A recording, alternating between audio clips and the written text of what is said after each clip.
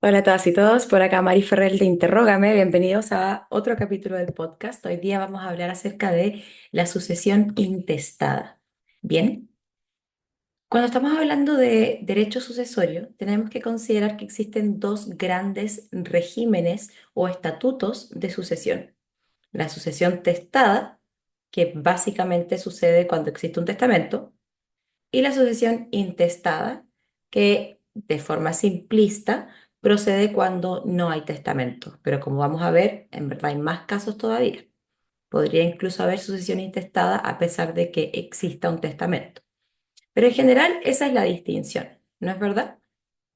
¿Cómo podemos definir la sucesión intestada?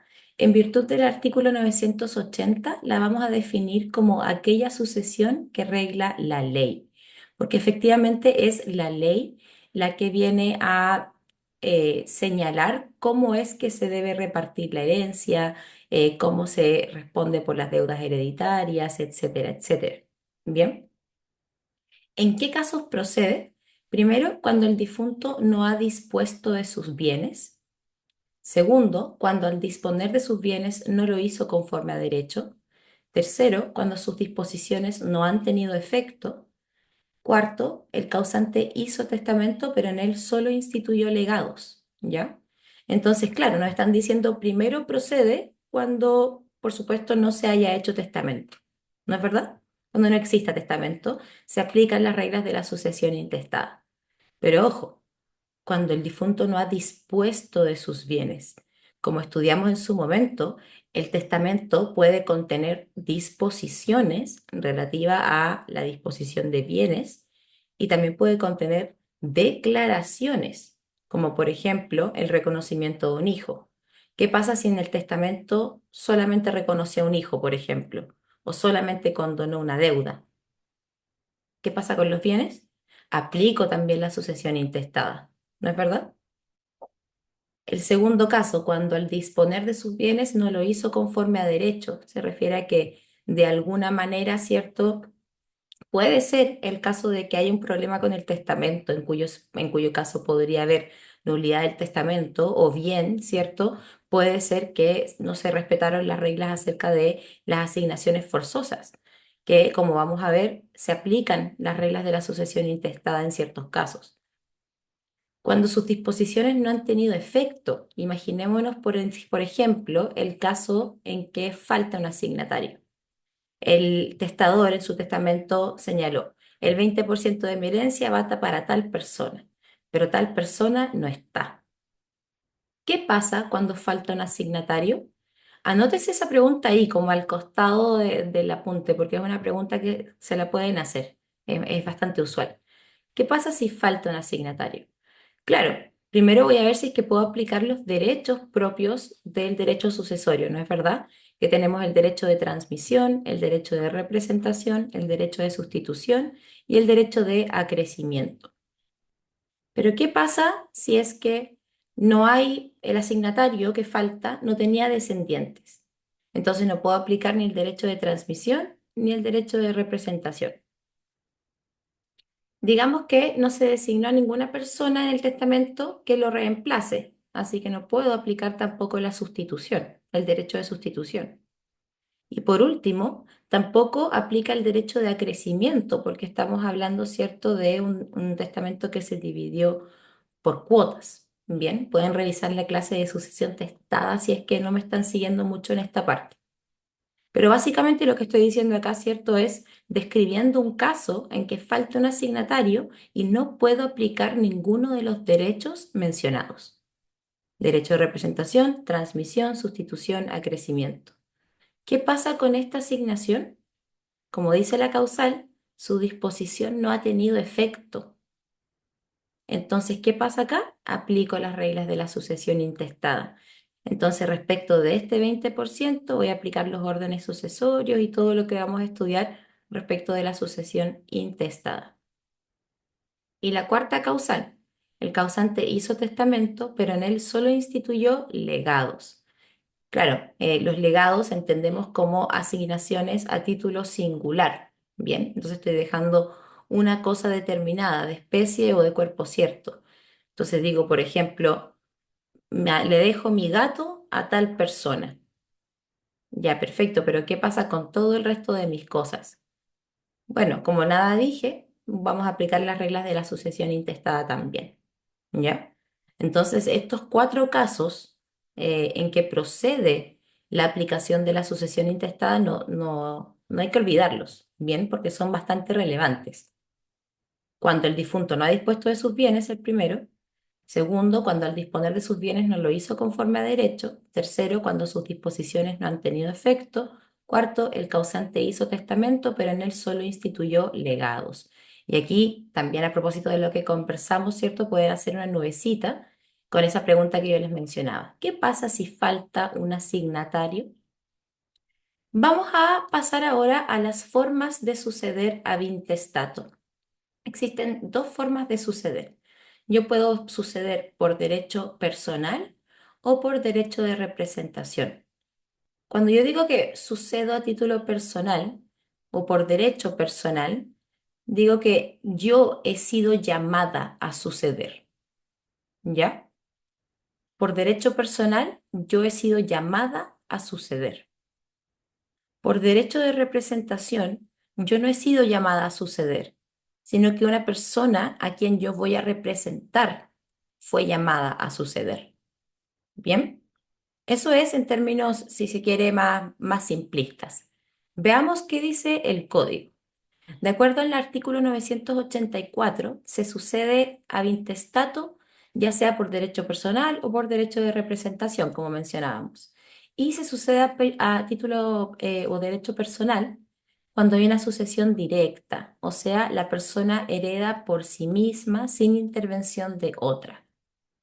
En cambio, por derecho de representación, vamos a entender que se sucede de acuerdo a una ficción legal en que se supone que una persona tiene el lugar y el grado de parentesco y los derechos hereditarios que tendría su padre o madre si éste no quisiese o no pudiese suceder. ¿Ya? Entonces el artículo 984, inciso segundo, bueno, el artículo 984 en general nos menciona estas formas de suceder y serían estas dos, por derecho personal o por derecho de representación, y además nos da una definición de derecho de representación. Bien, vamos a eso. Artículo 984. El derecho de representación consiste en una ficción legal en que se supone que una persona tiene el lugar y por consiguiente el grado de parentesco y los derechos hereditarios que tendría su padre o madre si éste o ésta no quisiese o no pudiese suceder. ¿Ya? Entonces acá está interviniendo una tercera persona que viene a representar al asignatario, a quien ha sido llamado a suceder. Bien, entonces, por ejemplo, el abuelo Juanito, ¿cierto? Le deja algo a su hija Juanita, ¿bien? Pero Juanita por alguna razón no está, falta. Pero ella sí tenía un hijo, por ejemplo, digamos que se llama Francisco. Su hijo Francisco no es el llamado a suceder, no sucede por derecho personal, ¿cierto? Porque no es personalmente llamado a la sucesión. Pues su mamá. Su madre es la que es llamada a suceder a título personal. Pero como falta ella, va a suceder en verdad Francisco representando a su madre, sucediendo por entonces derecho de representación. Entonces, ¿quiénes intervienen? El primer causante, el abuelito en el ejemplo, el representado, doña Juanita en el ejemplo, y el representante, Francisco. ¿Ya? ¿Cuáles son los requisitos para que opere el derecho de representación? Vamos a verlo, vamos a mencionarlos primero. Debe tratarse de una sucesión intestada, solo opera en la línea descendente, no en la ascendente, solo operan algunos de los órdenes de sucesión y por último es necesario que falte el representado. Estudiemos estos requisitos con un poco más de detalle. Primero, se dice debe tratarse de una sucesión intestada y claro, el derecho de representación solamente aplica a la sucesión intestada. Bien, entonces aquí de hecho se menciona como una diferencia con el derecho de transmisión que estudiábamos en su momento. El derecho de transmisión opera tanto en la sucesión testada como intestada, el derecho de representación solamente en la sucesión intestada. Se dice que existen dos excepciones, ¿ya? Son excepciones importantes, se preguntan harto en el examen de grado. Y además que si es que uno no se aclara con esta parte, después puede confundirnos un poco el estudio. Excepciones. Entonces, básicamente yo estoy diciendo, la regla general es, tiene que ser una sucesión intestada, excepto estos dos casos. Primero, la asignación dejada indeterminadamente a los parientes y segundo, las legítimas. ¿Por qué estas dos instituciones serían excepciones? Se refiere entonces a casos en que una sucesión testada permite la aplicación del derecho de representación. Y al parecer sí. El primer caso dice asignación dejada indeterminadamente a los parientes, artículo 1064 del Código Civil. Claro, el causante dejó testamento y le dejó su herencia a sus parientes, sin determinar o identificar con más detalle qué le correspondía o en qué cuota le correspondía a nadie. Se la deja toda a sus parientes. Bien, acá la doctrina dice que esta es una excepción más bien aparente, porque en verdad lo que hacemos en ese caso, dice la doctrina, es aplicar las reglas de la sucesión intestada. Sí, hay testamento, pero igual hay que aplicar las reglas de la sucesión intestada, porque el testado no nos ayudó nada con la distribución de los bienes. Entonces dicen, no es tanto una excepción, porque termino aplicando el derecho de representación como consecuencia de aplicar las reglas de la sucesión intestada. Bien, pasa lo mismo con esta segunda excepción, las legítimas. Como vamos a ver en su momento, existe, ¿cierto?, la legítima, que es una asignación forzosa que consiste en el 50% de la herencia que se destina a los legitimarios.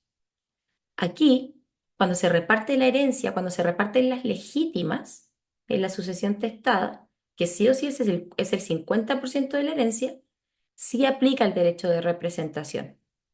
Entonces, sí, opera la representación con respecto a el reparto de las legítimas en la sucesión testada. Pero aquí nuevamente la doctrina dice que es una excepción más bien aparente. ¿Por qué? Porque en teoría, cuando hablamos de repartir las legítimas, el código dice aplicamos las reglas de el primer y segundo orden sucesorio. Entonces la doctrina dice, de nuevo, estoy aplicando reglas de la sucesión intestada por orden del legislador y como consecuencia de eso aplica también el derecho de representación.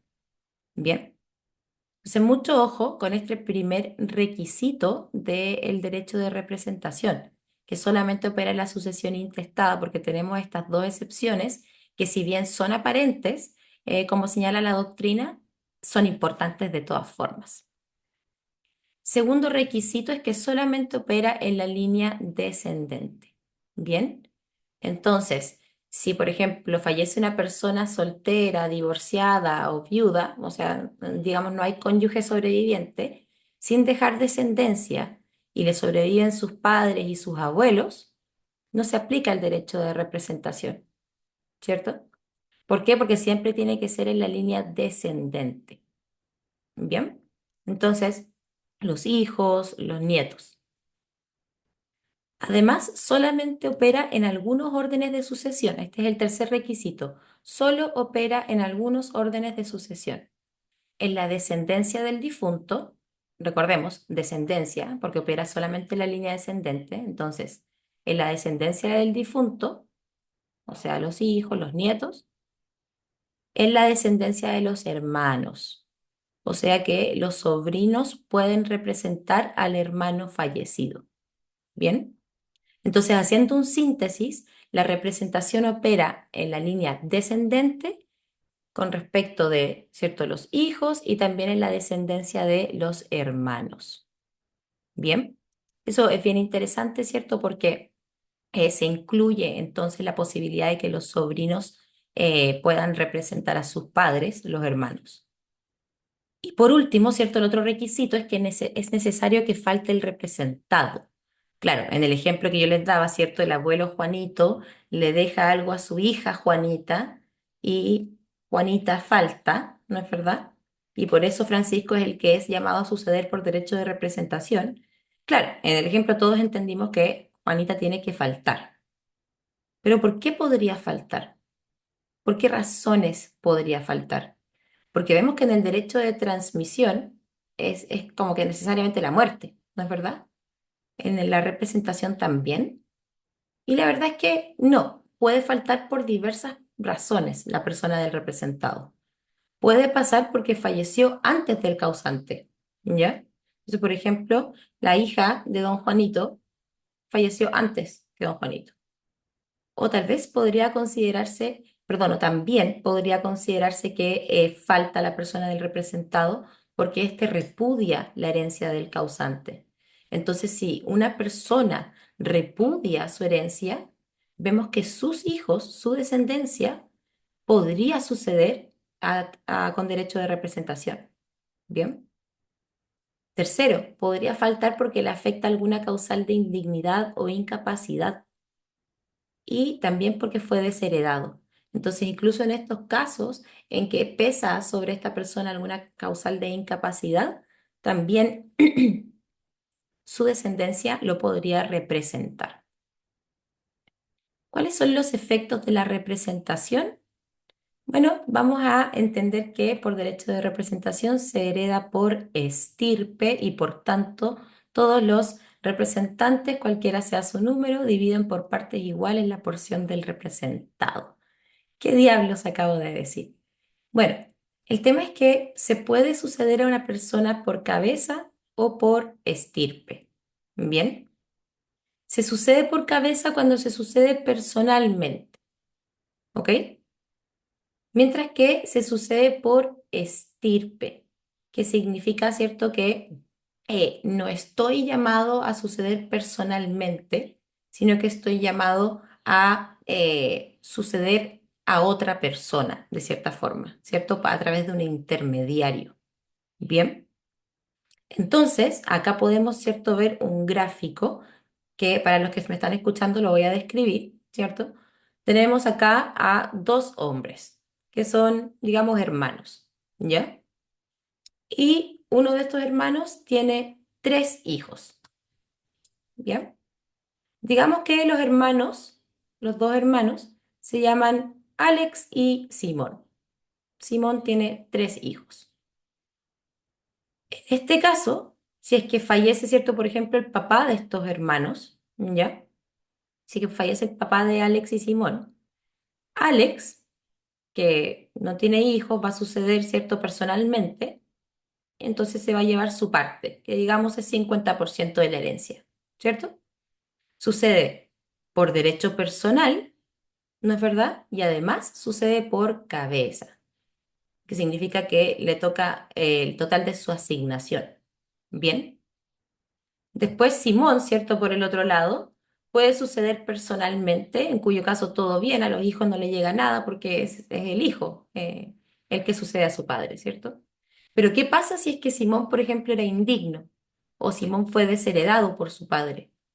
En ese caso, sus tres hijos van a suceder por derecho de representación, para empezar, no personalmente, no por derecho personal por derecho de representación y además van a heredar no por cabeza, sino por estirpe. No le toca a cada uno de los hijos el total, ¿cierto?, de lo que le correspondía a Simón, ¿bien? Sino que entre ellos tres van a tener que repartirse la asignación de Simón. Eso quiere decir por estirpe, ¿ya? No es como que ellos entran, los hijos, entran a participar y competir con Alex, el otro hermano. ¿Bien? Para nada. Alex sigue llevándose un 50% porque sucede por cabeza y por derecho propio. Y este otro 50% se lo van a tener que repartir, ¿cierto? Los tres hijos de Simón porque ellos heredan por estirpe. ¿Bien? Ahora, vamos al paralelo entre el derecho de transmisión y representación. Es una pregunta bastante usual. Primero, en el derecho de transmisión, siempre se aplican las reglas generales. ¿Qué queremos decir con esto? Que incluso si es que el Código Civil no hubiese mencionado la existencia del derecho de transmisión, la verdad es que este igual hubiese existido, ¿cierto? Porque el derecho de transmisión, como nosotros estudiamos en algún momento, supone que tengo cierto, yo le dejo, digamos, un legado a una persona, ¿ya? Le dejo este celular a una persona. Y esta persona, antes de poder aceptar la asignación, fallece. ¿Bien? ¿Y qué pasa cuando fallece una persona? Sus herederos lo van a suceder en todos sus derechos y obligaciones transmisibles, ¿no es verdad?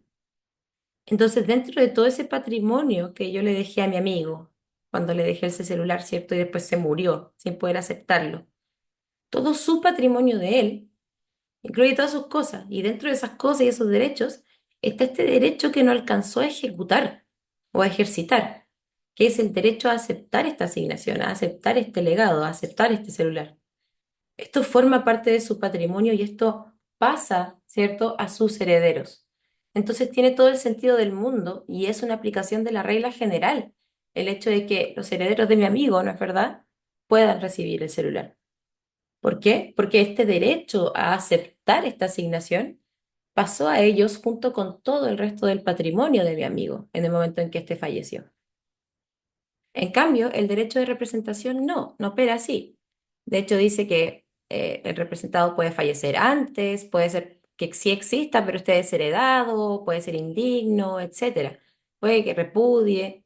En este caso, no hay una aplicación de las reglas generales, sino que el código establece una ficción legal, donde presume, ¿cierto? Hace esta cuestión imaginaria en que supone que una persona ocupa el lugar de otra. Bien. El derecho de transmisión emana de la calidad de heredero. Como yo les decía, ¿cierto? Los hijos de mi amigo no adquieren el derecho a heredar este celular tanto de la ley, sino más bien de su calidad de herederos de mi amigo, porque al ser sus herederos tienen este derecho a aceptarlo. En cambio, del derecho de representación, este derecho emana de la ley. El derecho de transmisión opera tanto en la sucesión testada como en la intestada, y el derecho de representación solo en la intestada, con las excepciones aparentes que estudiamos. El derecho de transmisión se puede adquirir tanto una herencia como un legado, ¿ya? Lo vieron en el ejemplo que yo les di, ¿cierto? Yo le dejé este celular a mi amigo, ¿bien? Es un legado. Igualmente puede operar el derecho de transmisión. Lo importante es que sus descendientes sean efectivamente sus herederos. Ahí sí tiene que haber un vínculo de asignación a título universal. En cambio, en el derecho de representación solamente se adquieren herencias. El derecho de transmisión, ¿por qué solamente herencias? Porque opera la sucesión intestada. Y recordemos que en la sucesión intestada no hay legados. Los legados solamente pueden ser establecidos por un testamento. Por otro lado, el derecho de transmisión supone que el transmitente debe haber sobrevivido al causante. Tiene sentido, ¿cierto? Una persona le deja algo a otra. Bien. Y cuando esta persona fallece, esta persona adquiere este derecho, gracias a la delación, de aceptar o repudiar la herencia. Pero justo antes de poder aceptar o repudiar la herencia, esta persona también fallece. Y este derecho pasa a sus herederos. Entonces, es como una cadena de muertes, ¿no es verdad? Necesariamente tiene que suceder así en el derecho de transmisión. En cambio, en el derecho de representación, puede pasar, como vimos, que el representado incluso fallezca antes que la persona del causante. Bien, vamos ahora en todo caso a la parte importante. A la parte importante, o bueno, en verdad toda esta hora ha sido importante por si acaso, para efectos del estudio, pero aquí vamos a ver cómo es que se reparte finalmente la herencia. ¿Qué pasa con los bienes de una persona que no dejó testamento o que dejó un testamento sin disposiciones, etcétera, etcétera? En ese caso, vamos a aplicar los órdenes sucesorios. Bien, tenemos el primer orden sucesorio, que se refiere a los descendientes, el segundo orden sucesorio, que se refiere a los ascendientes, y el cónyuge sobreviviente, como vamos a ver, oscila entre el uno y el 2. Luego hablamos, ¿cierto?, de los hermanos, los colaterales y el fisco. Bien, estudiemos cada uno de estos órdenes sucesorios. Lo que tenemos que considerar cuando aplicamos los órdenes sucesorios es que estos van excluyéndose los unos a los otros. Son un orden de prelación. O sea que si yo puedo aplicar el primer orden sucesorio, entre ellos reparto la herencia. Y ahí termina. No tengo que pasar al segundo. En cambio, si es que tuve que pasar al segundo, y ahí sí pude repartir la herencia, de nuevo, me quedo ahí. No tengo que pasar al tercero. Entonces, cada nivel, cada orden sucesorio va excluyendo a los demás. Tenemos entonces el primer orden sucesorio, que es, por supuesto, el que tiene preferencia, ¿no es verdad? Porque es el primero. Artículo 988. Aquí encontramos, este primer orden sucesorio lo llamamos el de los descendientes, pero encontramos no solamente a los descendientes, sino que también al cónyuge sobreviviente. Bien, entonces es el primer orden sucesorio del cónyuge sobreviviente y de los descendientes. Insisto, ojo que el código lo nombra como de los descendientes. Aquí entonces vamos a encontrar, ¿cierto?, a hijos de, ya sea de filiación matrimonial, no matrimonial. Sabemos que no se hace una distinción con respecto a esto desde que hay el respeto por el principio de igualdad entre los hijos. Bien, entonces acá, claro, están llamados los hijos y el cónyuge sobreviviente. ¿Y cómo se reparten la herencia? Bueno, primero pongámonos en el caso de que solo hay hijos y no hay cónyuge sobreviviente. Bien. ¿Qué pasa si solo hay hijos y no hay cónyuge sobreviviente? ¿Tengo que pasar al segundo orden sucesorio? No. La verdad es que la herencia se va a repartir simplemente entre los hijos. Y los hijos se la reparten en partes iguales. Entonces, ese es el primer supuesto. Solamente hay hijos, no hay cónyuge. Los hijos se reparten la herencia y no es necesario que la compartan, digamos, con nadie más. ¿Qué pasa si solo hay cónyuge sobreviviente? Ahí sí pasamos al segundo orden sucesorio. Ahora, volvamos al primero. ¿Qué pasa si hay cónyuge sobreviviente y también hay hijos? En ese caso, tenemos que seguir tres reglas de oro. Si hay dos o más hijos, el cónyuge sobreviviente recibirá el doble de lo que por legítima, rigorosa o efectiva corresponda a cada hijo. Segunda regla, si solamente hay un hijo, la cuota del cónyuge sobreviviente será igual a la legítima, rigorosa o efectiva de ese hijo. Y tercera regla, en ningún caso la porción que corresponda al cónyuge bajará de la cuarta parte de la herencia. Entonces, ¿qué nos están diciendo acá? ¿Qué nos está diciendo acá el código? ¿Cómo se reparte la herencia en el primer orden sucesorio? Nos está diciendo si hay cónyuge y hay hijos. Nos dice primero si está el cónyuge y tienen un hijo, se reparten en partes iguales, 50 y 50. En cambio, si es que hay más de un hijo, la regla es que al cónyuge le corresponde el doble de la cuota de cada hijo. ¿Ya? Entonces, si a un hijo le toca el 20%, a la cónyuge o a el cónyuge le toca el doble de eso, ¿cierto? El 40% de la herencia. Pero claro, llega un momento en que si hay muchos hijos, 6 hijos, por ejemplo, yo ya no voy a poder aplicar esta regla, como que, o sea, la voy a poder aplicar, digamos, voy a poder decir si el cónyuge se lleva el doble que cada hijo, pero va a quedar en una cuota súper mínima igual, ¿cierto? Se divide la herencia en hartas partes. Entonces, claro, lo que dice el código ahí es, ojo, que en ningún caso el cónyuge sobreviviente puede recibir menos del 25% de la herencia. Esas son las reglas, ¿ya? Entonces, aprendiéndose esas tres reglas, ya tienen completamente desbloqueado el primer orden sucesorio de los descendientes. Ahí, en todo caso, hay una suerte de gráfico. Vamos al segundo orden sucesorio.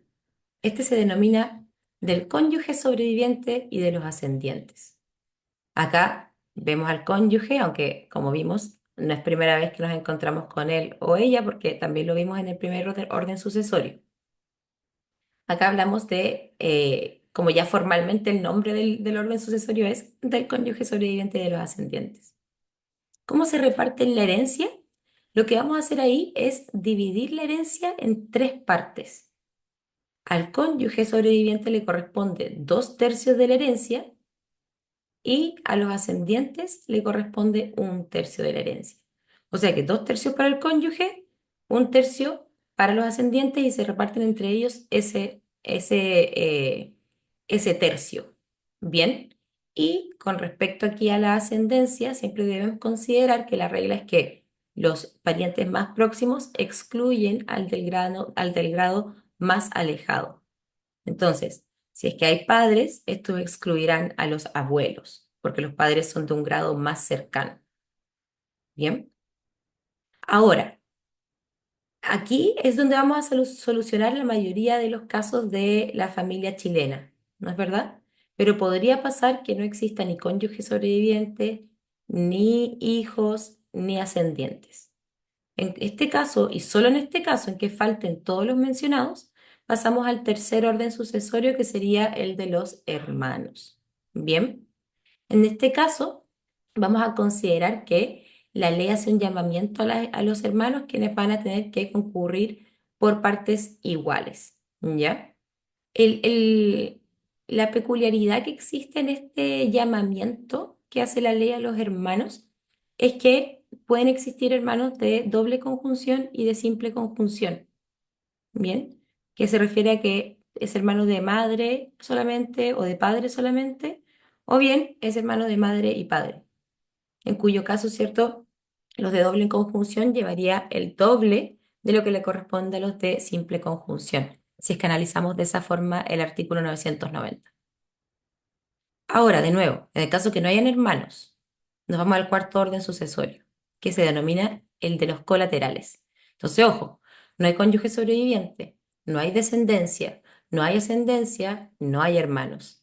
En este caso, aplico el orden de los colaterales, que ya empezamos a referirnos a los primos, ¿no es verdad?, a los tíos, etcétera. Artículo 992. A falta de descendientes y ascendientes de cónyuge sobreviviente y de hermanos, sucederán al difunto los otros colaterales. ¿Ya? Esto vamos a, ¿cómo se lo van a repartir? Digamos, aquí misma regla, los colaterales de un grado más próximo van a excluir a los de un grado más lejano, entonces mis primos hermanos, por ejemplo, van a excluir a otros miembros de la familia más lejanos. Tiene todo el sentido del mundo. Los colaterales no se extienden hasta allá, hasta más allá del sexto grado. Bien, entonces acá en esta parte no olvidemos cómo es que se calcula el parentesco. Bien, consideremos que tenemos una línea que es ascendente, ¿es verdad? Y descendente, y la línea colateral. ¿Ya? La línea ascendente y descendente es una línea vertical, ¿no es verdad? Cuando hablo de colateral, nos referimos a que nuestro parentesco emana de un tronco común.